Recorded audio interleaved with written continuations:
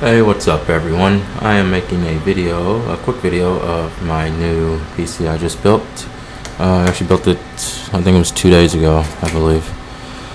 I'm sorry, it's probably going to be a little shaky because I am using my webcam. So, installing Windows Essentials Live right now, so it's a little louder than usual. So I guess, well, actually I need to bring this up so I can actually see what I'm recording. Okay. So this is the NZXT temperature fan controller. Basically does just that. I like it.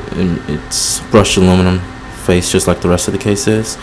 The only thing I don't like is the grain goes this way on the NZXT unit, and the grain goes up and down on my case, which you can't see anyway. The case I'm using is the Obsidian 800D by the beautiful, wonderful people at Corsair. It's a pretty awesome case. One of my favorite things is these hot swappable bays here, which I have a 60 gig SSD drive by OCZ in this one, and I have a 1 terabyte, I believe it's a Barracuda, or it might be a Western Digital something or other, I don't know, I'm not sure, I forget. But basically, you know, you just pull these little tabs over, the little arm flips open, sorry, the little arm flips open, and then you just pull it right on out, and your 3.5 or your 5 1/4 drive will stay in there, or your SSD will screw into these 2 holes there. Then you just stick it back in there. Try to stick it back in there correctly, however, and lock it down, and you're set and good to go. It's pretty nice, and you can hear this is sort of a stylish brushed aluminum case, like I said. Then I am also running your standard Blu-ray player by Samsung. This is the full tower case. It is quite large. I actually had a problem getting it into my car, but I have a tiny little 97 Civic, so it was a little bit of a struggle. Anyway, we're gonna take them around to the side of the case here. It's your standard affair on your side of the case. You know, you just got the nice little cutout. Anyway, you can see the size of the computer compared to my monitor. That is a big ass computer. Go ahead and pop open the side case. The thing I like about the side case is there's a button back here that you just press that, and the side pops open. You lift up and it's off.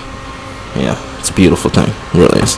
Okay, so one of the features is these toolless installation thingamabobs, you know, so you can toollessly install your crap, more or less. Okay, anyway, right here, this little guy here, this comes off, which I don't really want to take it off because it's sort of a pain for me to get back on. Anyway, behind it is a 120 millimeter fan that was provided by the case. There's another 120 millimeter right here. I believe this is 140 millimeter or 160 out the back. And this here is what hides all of your cabling for the hot swappable drive base. The case, I love the case. It's very well made, and it's just, you know, for cable management purposes, it's awesome. So I'm gonna go over some of the stuff that I have in here. This is the Dominator fan for the Dominator RAM that I have, which is the DDR3. It's 2000 megahertz, 8 gigs of it. I thought I ordered 16 gigs, but apparently I only ordered 8. So, and then, so yeah, that fan, you know, cools off your memory. If you can see it back there, Dominator GT. The motherboard I'm using is the Asus Crosshair by Republics of Gamers. It's a pretty nice board. I like it a lot. It's pretty sleek looking, I guess you can call it, with the black and red, which nicely matches my fan, which I didn't even try to do. So I got lucky there, I guess. Okay, and then we have the Corsair H80. This is what these wires go to. They don't go to this fan, they go to the Corsair H80, which is this right here. And it has different selections that you can make to control the speed of the fan. You see I just turned it down. I believe that's the either auto mode or the balanced mode, I'm not sure. Then you can click it again. This is either auto or balanced again, I'm not sure. Number 3 is performance, and that's when your fan cranks up, as you can hear. Which, yeah, I tend to leave it in performance when I guess I don't have to. I just can't remember which one is the automatic mode, so I just leave it on performance. I'm too lazy to figure it out. Okay, then I'm running 2 GTX 460s in SLI configuration, as you can see.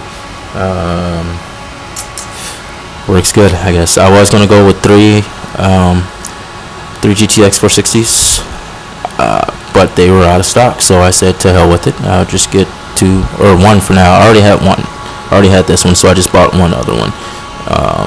So yeah, that's that. So SLI, the CPU that I'm using is the AMD 6-core 1100T. I believe it's 3.3 megahertz. I have had it overclocked to 3.63, but then I dropped it back down to the stock megahertz or gigahertz or whatever the hell it is. There was no, I mean, I didn't crash or anything like that. It was just I didn't really have a need to overclock it yet. So I might go in and overclock later, but I'm waiting until I can learn how, because I haven't figured out how to overclock my RAM yet.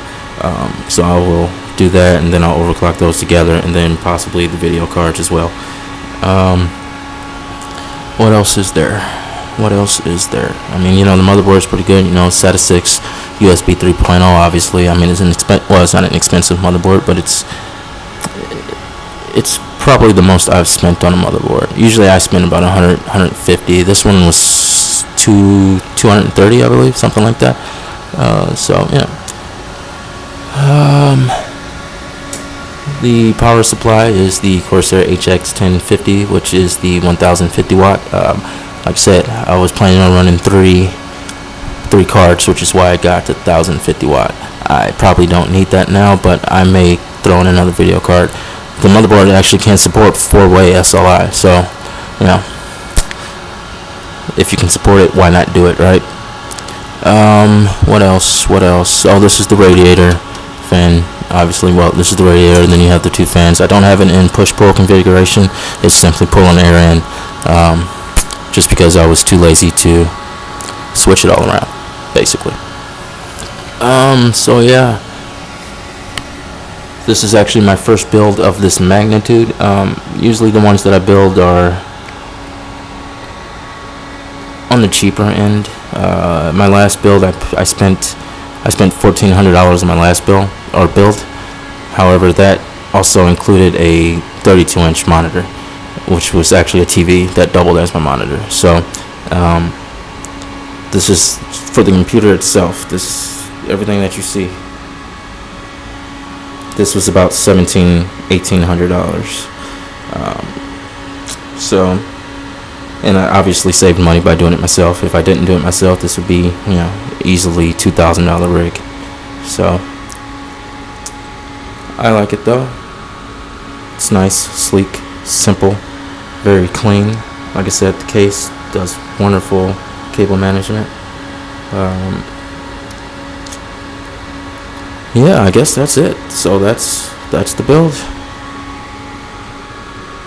Thanks for watching.